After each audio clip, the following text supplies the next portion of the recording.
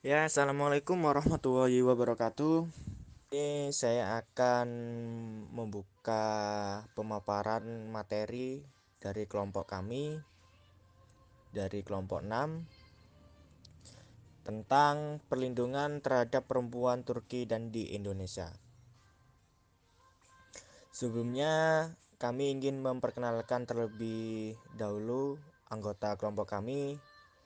Yang pertama, Agung Dwi Zalani, saya sendiri selaku moderator dengan NIM C93219070, dan Ahmad Naufal C03219002, serta Isnabilah Rama C73219058, dan yang terakhir Farid Khairunisa Salsabila dengan NIM C93219077. Selanjutnya di sini saya akan menjelaskan terkait Undang-Undang Perlindungan Perempuan di Turki. Negara Turki menunjukkan kemajuan penting terkait implementasi hak-hak perempuan mulai awal tahun 1990-an. Hal tersebut tidak dapat lepas dari peranan organisasi perempuan dan pemantauan lembaga internasional mengenai isu-isu kesetaraan gender di Turki.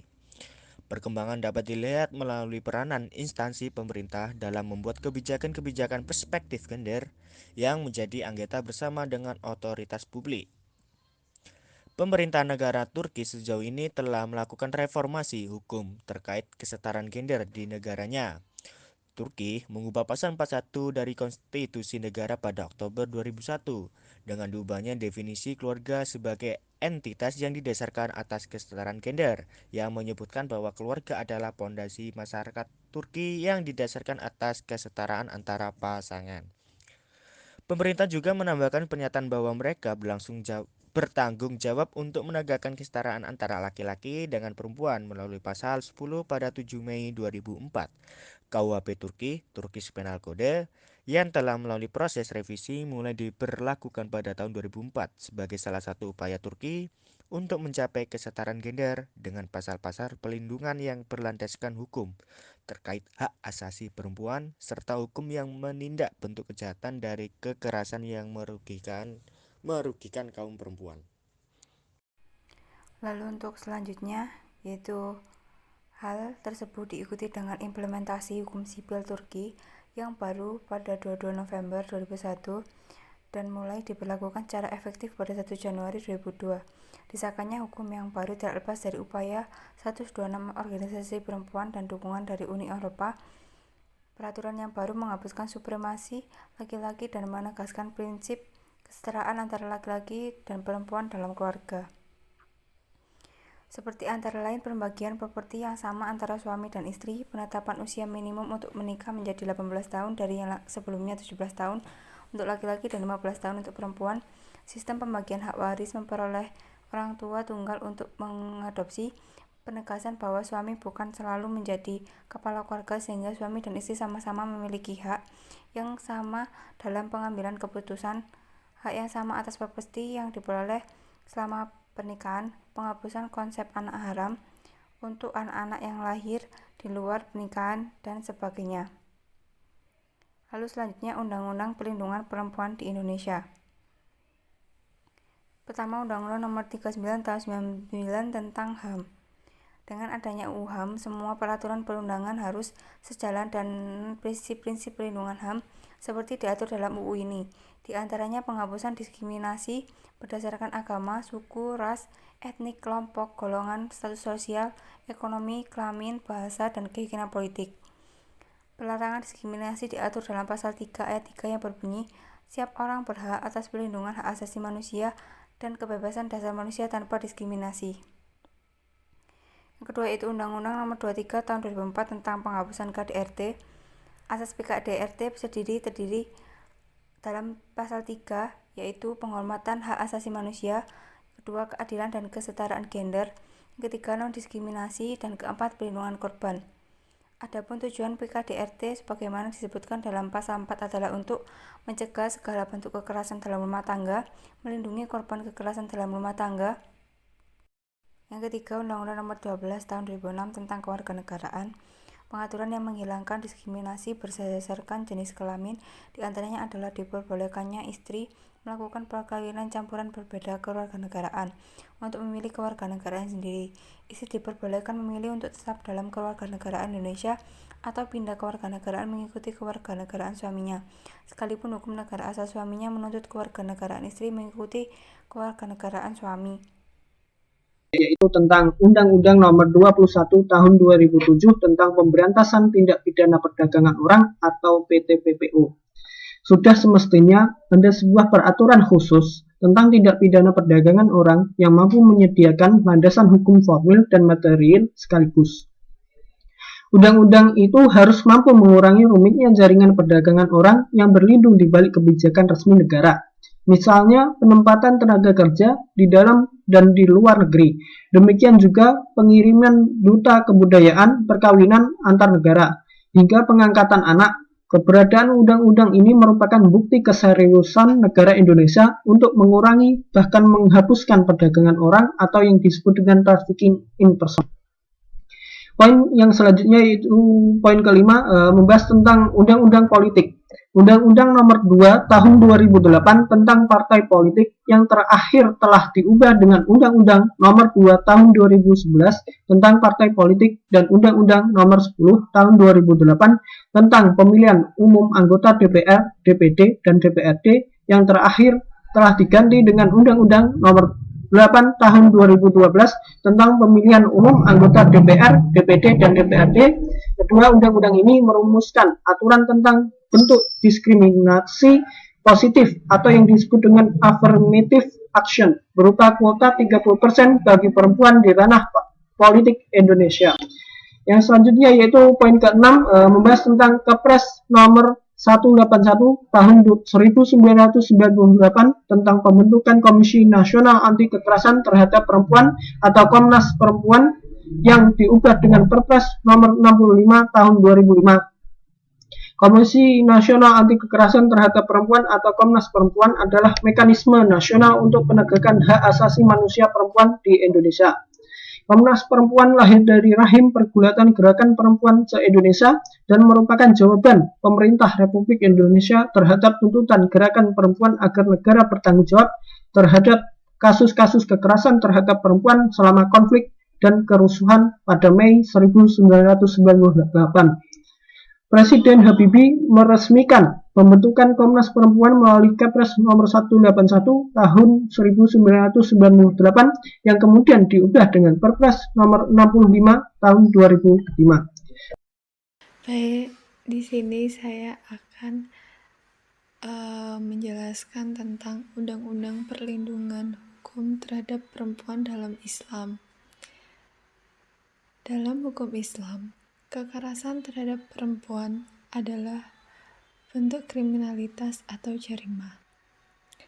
Pengertian kriminalitas atau jarimah dalam Islam yaitu tindakan yang melanggar peraturan yang telah ditetapkan oleh syariat Islam dan termasuk kategori kejahatan.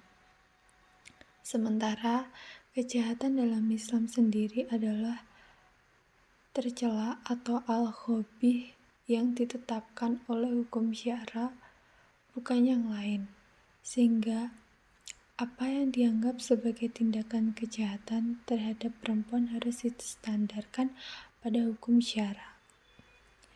Dalam pandangan Islam, kekerasan terhadap perempuan, baik di dalam rumah tangga atau di luar rumah tangga, adalah bentuk kejahatan.